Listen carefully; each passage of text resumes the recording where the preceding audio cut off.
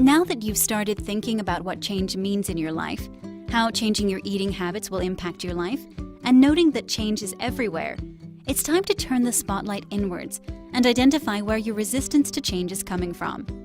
Who said anything about resistance? Well, let's get real here.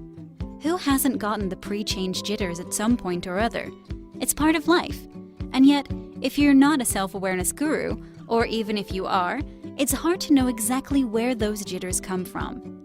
CBT, Cognitive Behavioral Therapy, teaches that it's your beliefs that shape your feelings and ultimately your behaviors.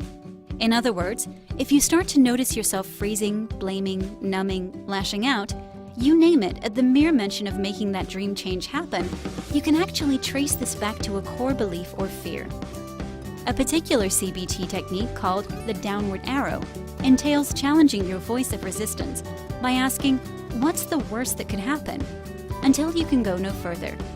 This will help you recognize that the worst case scenario isn't always as bad as you feared and can help you put your core fears into sharper focus. Example: I want to stop eating sugar, but I'm afraid I'll fail. My voice of resistance: that's going to fail miserably.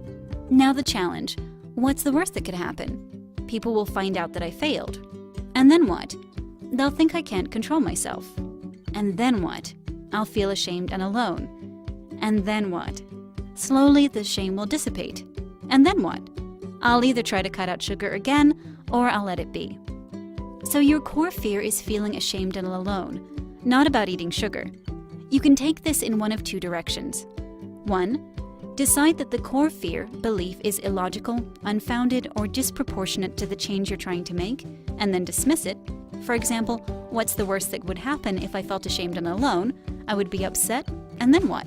My friends would get over it and life would continue. 2.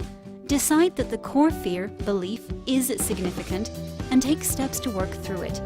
This might involve seeking the help of a professional.